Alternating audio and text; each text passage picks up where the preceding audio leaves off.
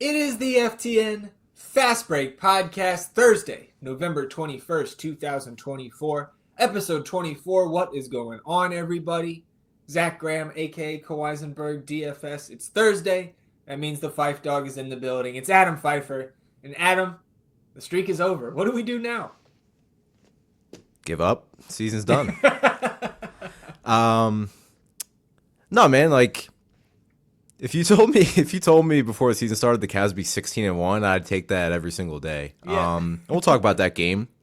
I got to watch it, even though I can watch most games now, but it was a nationally televised game, and I was. We'll talk about it. We'll talk about it. But yeah, 16-1. We don't have to mention the streak anymore. And we can probably, after today, unless the Cavs go on another 15-game winning streak, like slowly ease away from talking about the Cavs on every episode. But Yeah. I do want to talk about the Spurs today, which we will, so that'll be fun. Yeah, well, you know you're going to get some Spurs talk here, right? I As don't we think we should. mentioned him on Monday, but yeah, there is certainly some Spurs talk to be had. But wanted to start with the Cavs because I think that's how we've opened every Thursday episode for the last month, and again, with good reason. But now can maybe fade that into the background till they come up again. But just to add to your point about like you would take 16-1 at the beginning of the season, I think almost any fan base would. The fact that the one in the loss column came to the defending champs in a very highly competitive game. Weird game. Again, yeah, I think, and let's talk about the game more at length because we know that was the showdown that we've all been waiting for. The Cavs made it to their cup game group stage matchup against the Celtics, undefeated.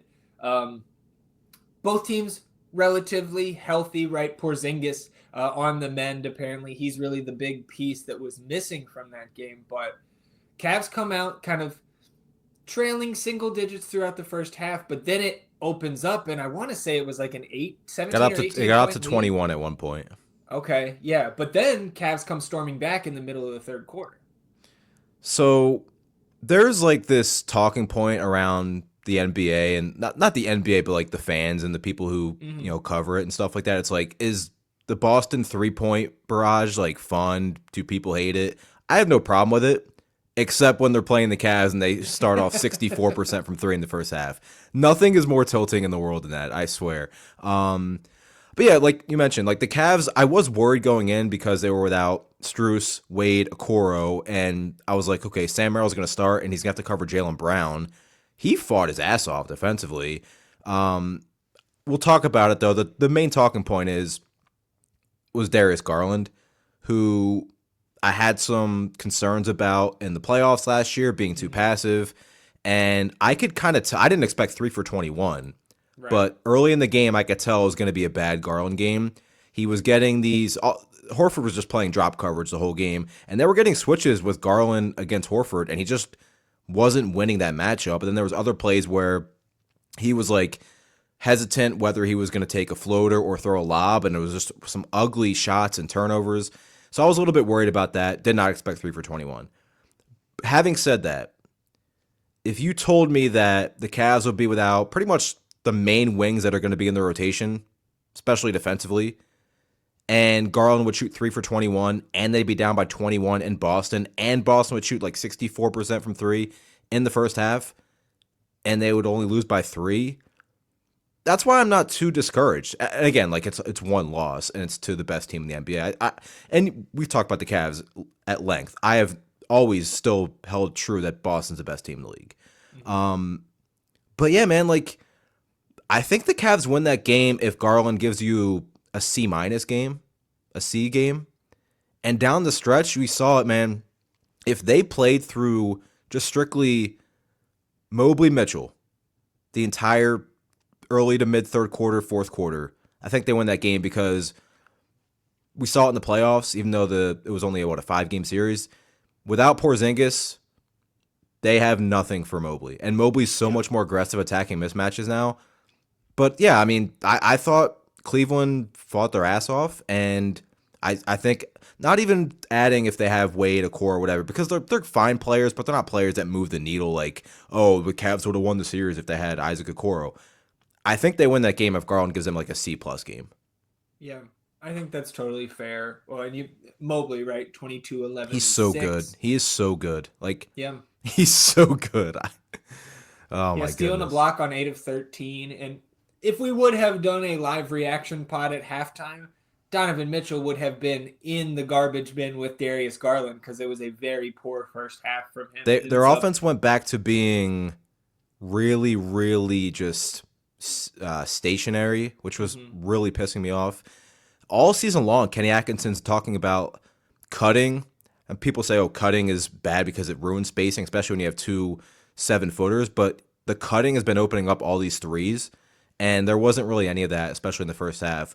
But Mobley and Mitchell in the second half pretty much carried. They actually got pretty good contributions from Craig Porter.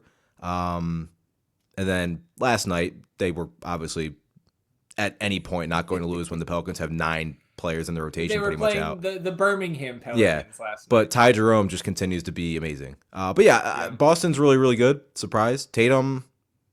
Is Tatum the MVP right now, or is it Jokic? It's Jokic for me. Tatum's I got to don't be. think it's super close, but Tatum's got to be too, though, Tatum's up right? there. He's Maybe playing so well. Anthony Davis is up there for me too. Yeah. I think Steph on the outside looking in, but you look at the Warriors' first place in the West right now, and it's hard to say that he's not on the, what is the league called, right? The MVP ladder, right? Steph has a rung on that ladder right now for sure. Right, Donovan Mitchell kind of salvages the stat line, 35 points, 8 boards, 3 assists, but on 29 shots. So it wasn't a good overall game to me from Donovan Mitchell, but I enjoyed the mic'd up segments from the game where he's encouraging his guys, kind of bringing a dose of reality to their timeouts right on the bench, talking about, look, we know we're not playing well and we're only down, 6 points or whatever it was at the end of the first quarter. I think it was I don't think I can give anybody an A plus in a loss, but the Cavs bench was an A right on the fringe there. And again, that's with, I mean, you think, okay, if they have one of Wade or Okoro and obviously Strus, like one of the, if their perfect lineup exists, Strus starts, and then they're still they're still missing 2 bench players. So that's what I'm saying, man. That's why I'm so much more confident about this team, because they have, like, they're running sets and offense through Ty Jerome when he's out there. Like, I think he leads the NBA in 3-point percentage. It's him and Jokic, I think. And Jokic, obviously, the volume's not quite the same, but yeah, the bench has been awesome. Mobley's been awesome. Jared Allen, quietly, even though it's been kind of swept under the rug, hasn't been great this year, but you're not worried about him. I'm as encouraged as you can be after that game, despite the loss, because not a lot really went right for them, and they fought and only lost by 3 to the defending champs, who are the best team in the NBA. But I'll tell you, man, there is nothing more tilting than watching that team just hit 3 after 3 after 3. And it's just, like, I'm doing a lot of the obviously charting and stuff for us, and noticing the Cavs, I think they're playing zone at the second highest rate in the NBA, behind, of course, Miami. So zone against Boston is an interesting strategy. If there's one team that can shoot you out of a zone, it's probably Boston. But overall, I'm encouraged. It's just, they were going to lose eventually. If they lose the defending champs, it'll happen. But yeah, I mean, I don't think this game moved us off the Cavs being a top 3 team in the East. Yeah, no question. I think I'd be hard pressed to hear an argument that they're not solidly in the top 2.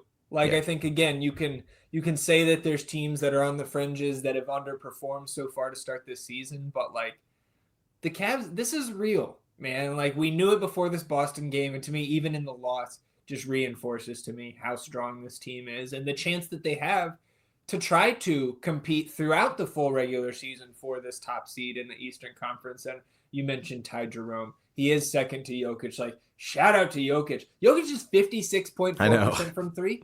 3.9 attempts per game. It's not like he's limiting his volume there. I want to say that's probably up from his career averages, but Jerome right behind him, now shooting 59 from the field. Dude, he had a Mitchell-esque heat check last night, and it was fantastic. Like, he's playing with so much confidence.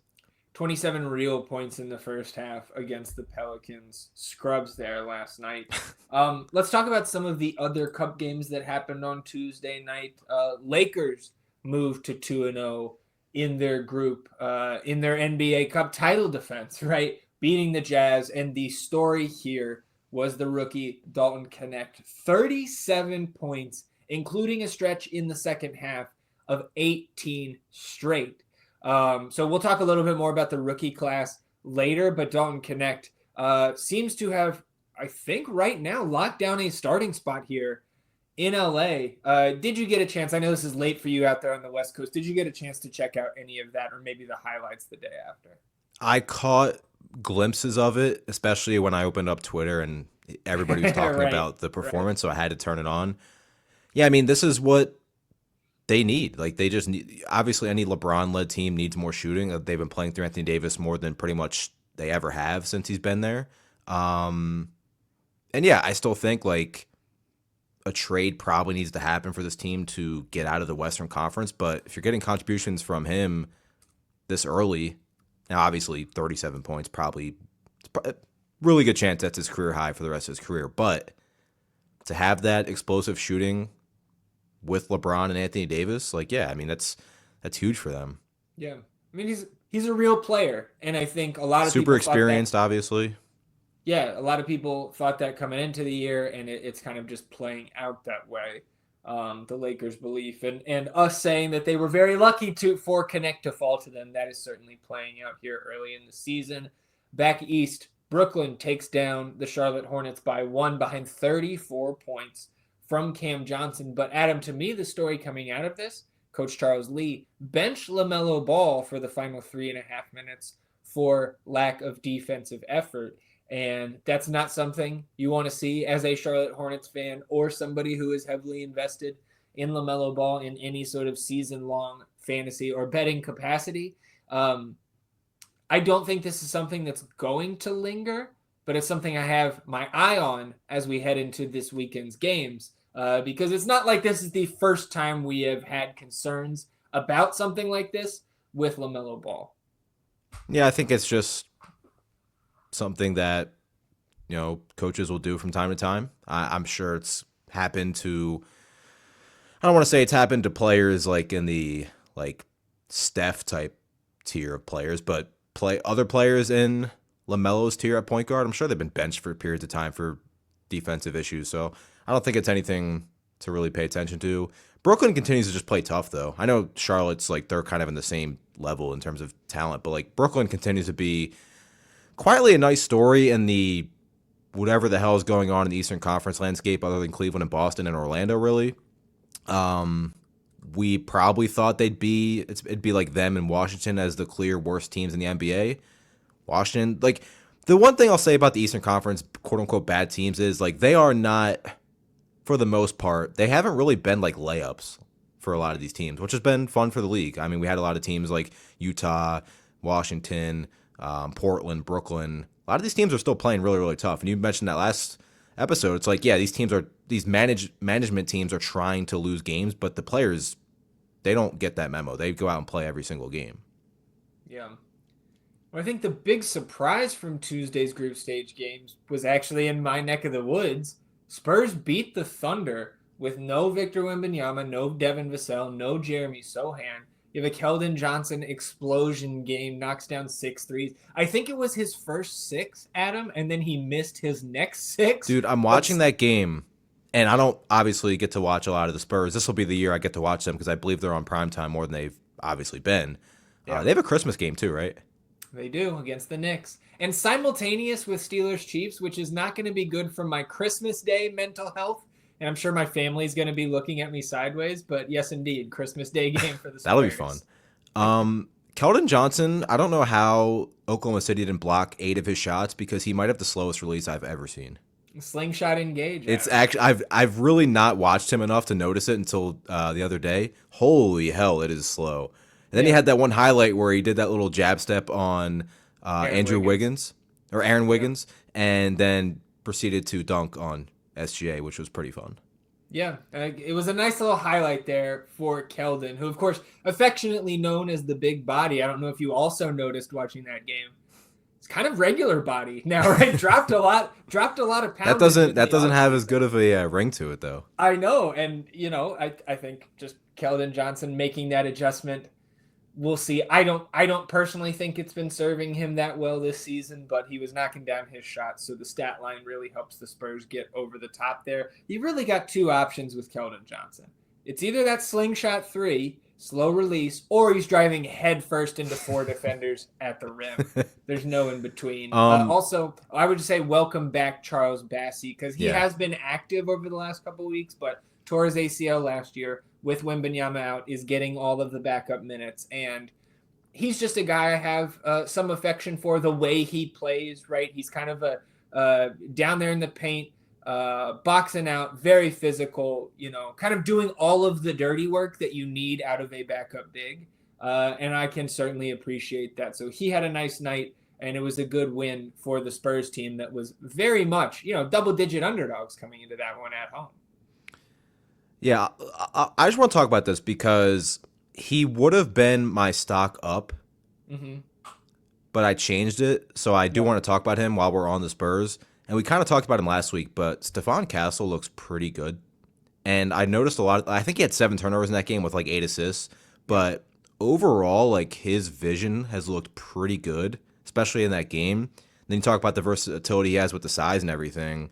I know you are, but San Antonio fans should be pretty excited about him, especially when you get to, play alongside one of the greatest point guards of all time. I'm sure it doesn't hurt your maturation progress in the NBA.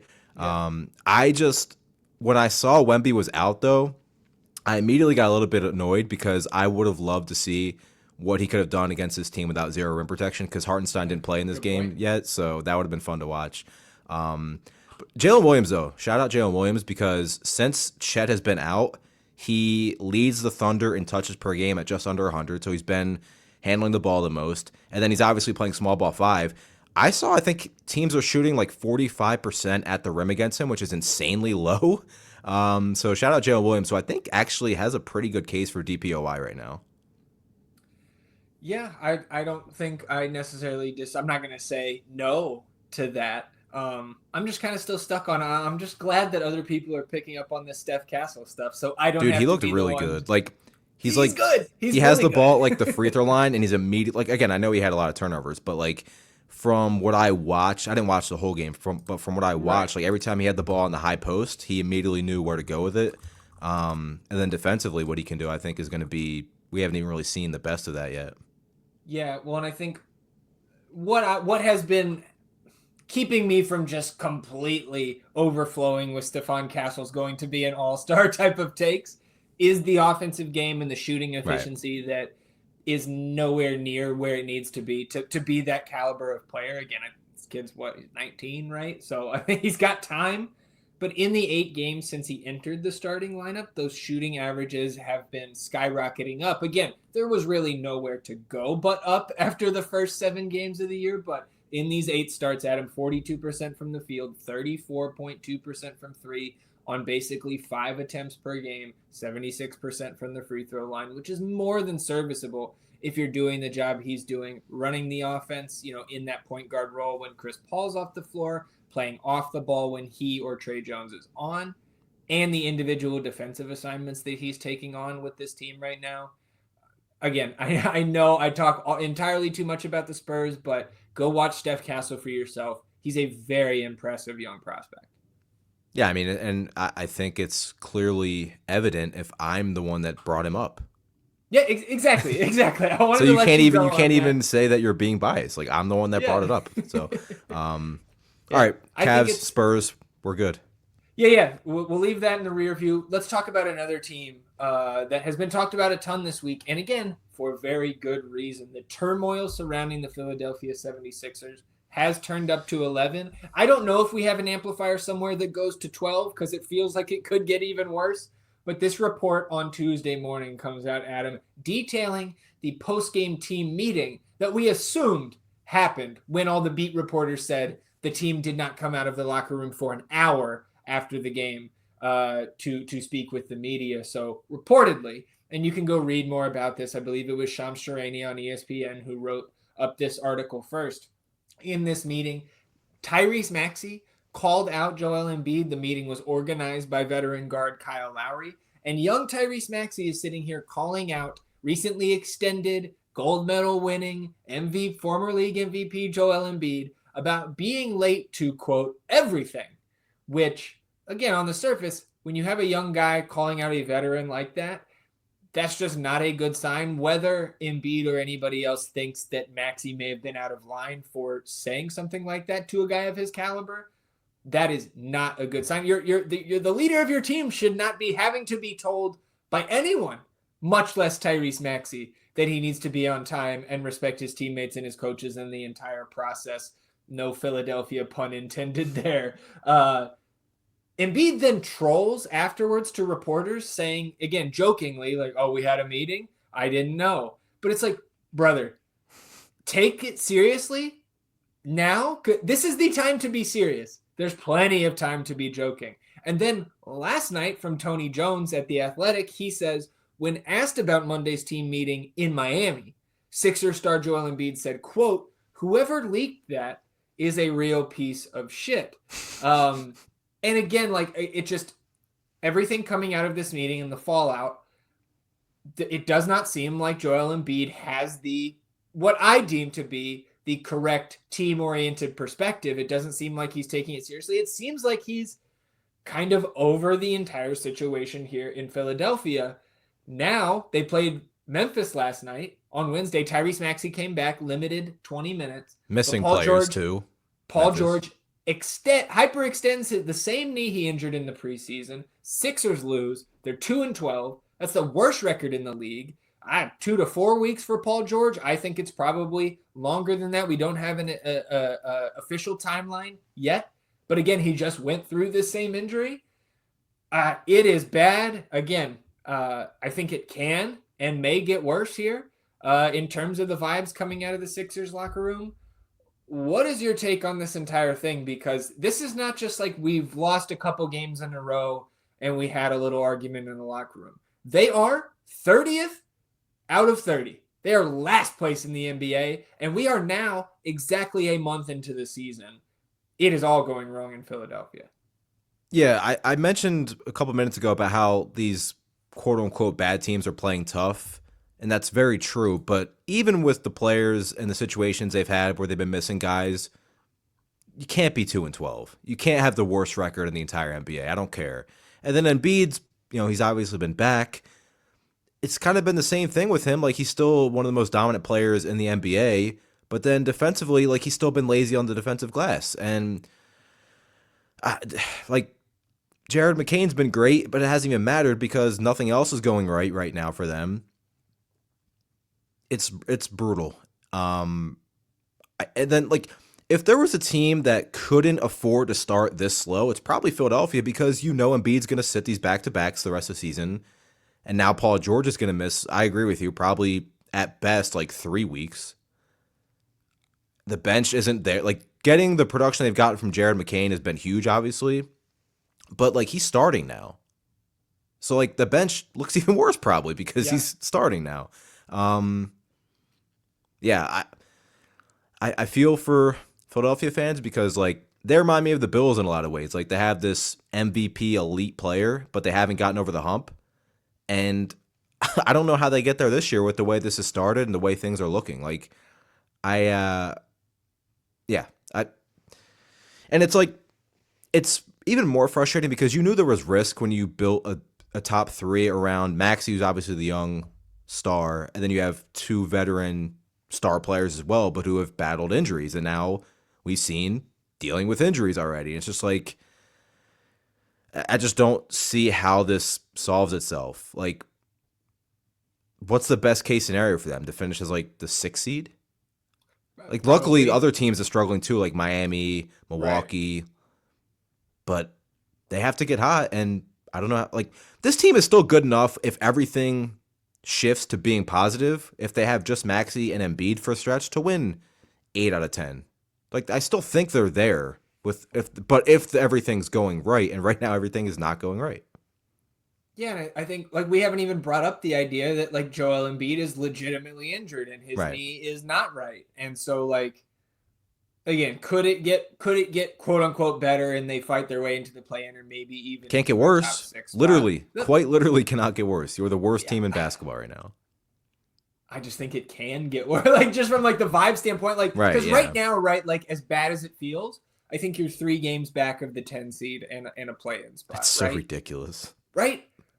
But if you go another, 2-8 in your next 10, now you're probably 6 games back of that. Like as weird as it feels to say, I think it can get worse. And like to go back to your Bills comparison, like can you imagine reports coming out of Keon Coleman has to tell Josh Allen to be on time for things?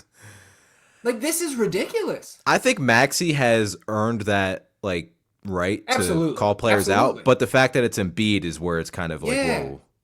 Like Maxey absolutely is like can I think Maxey can be he is a leader on that team at this point. Like but the fact that it had to be Embiid to be mentioned with that is just where it's like it's not a good look. Yeah, and it's not that we're saying that you're not playing well enough, or you're not executing what we want on the offensive or defensive end, or that even that you're just like maybe being kind of a jerk to your teammates or your coaches. No, it's that you're not even here when we're supposed to be in a spot as a team, right? Whether it's film or practice or to the bus to go to the arena or the play, like they're saying late for everything.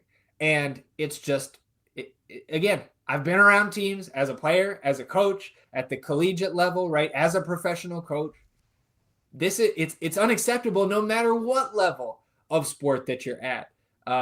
So yeah, it is head scratching from the outside looking in, and that's probably putting it nicely. And not to continue the bad vibes here, Adam.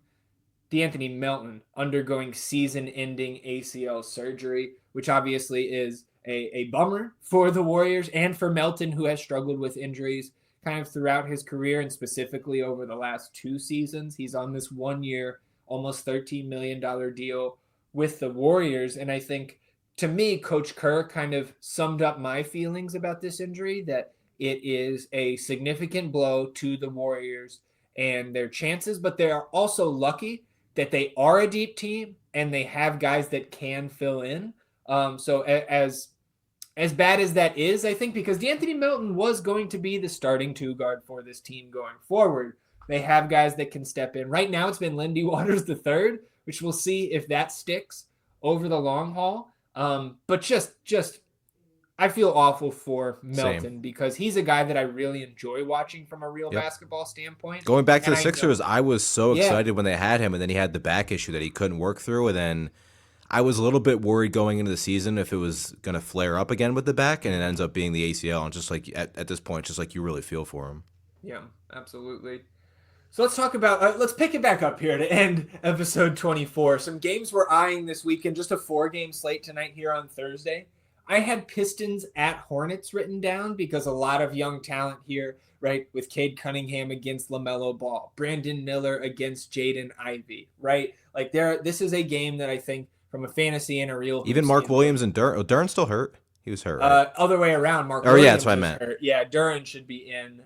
But again, would have loved that. I also think that Lakers Magic is the nightcap here tonight, and I will probably have that on my TV at least after the Spurs game and my Steelers on Thursday night. I was going to say, yeah, you will be busy tonight. Oh yeah, I'll be watching 2 terrible games. We might have our first snow game tonight too.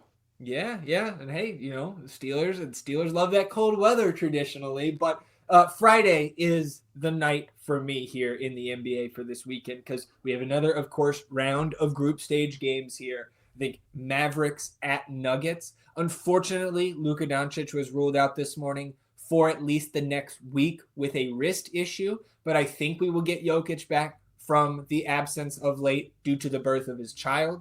And I think Mavericks, Nuggets, Luka or not, is a game that I will certainly have my eyes on.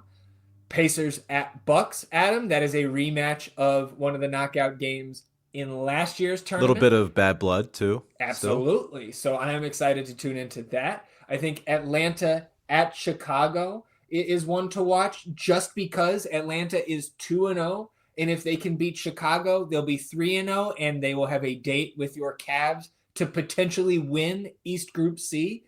The Hawks, 2 wins away from being an upset group winner and into the knockout rounds here.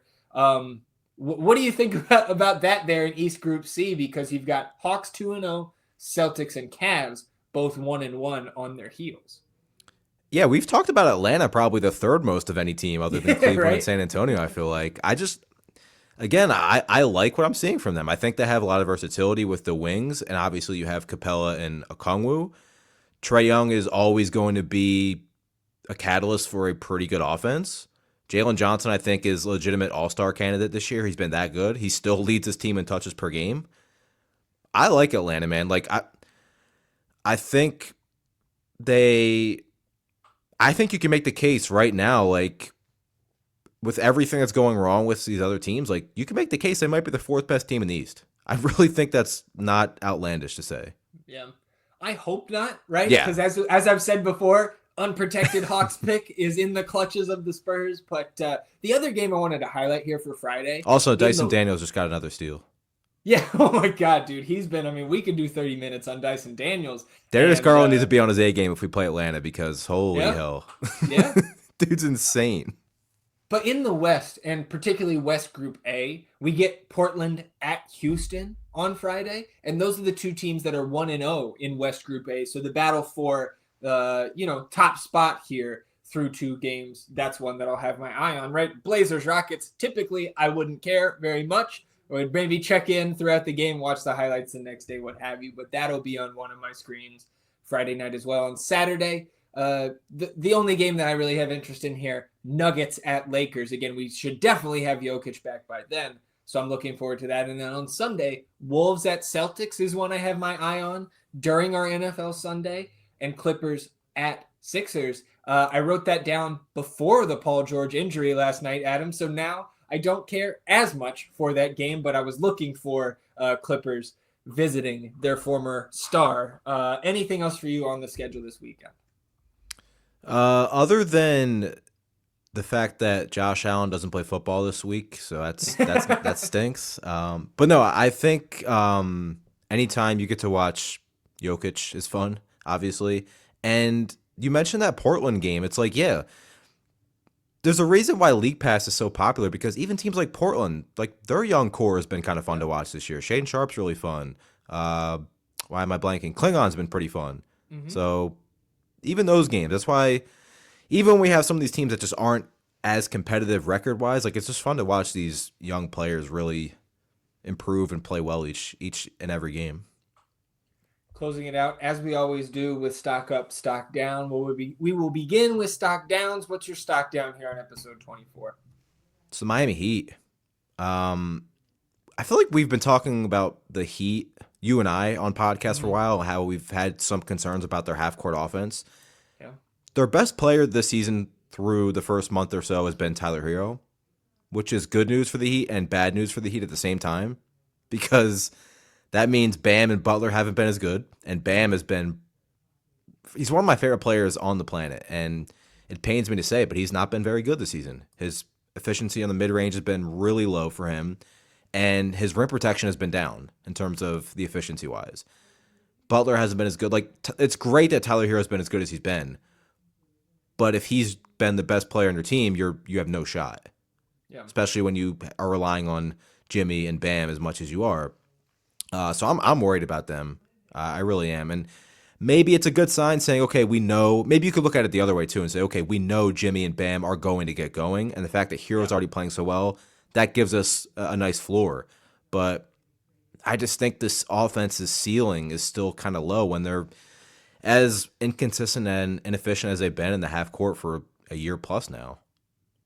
Yeah, I think that's a good shout. Like, right, 6 and 7, which again, to illustrate how weak the East right now, that is the 5 seed, 6 and 7 in the East. But I mean, wins over Charlotte, Detroit, Washington, 1 point win over Minnesota on the road. That's very solid. They beat the Pacers on the road, lost to the Pacers the next time out, and then the crappy Sixers, right?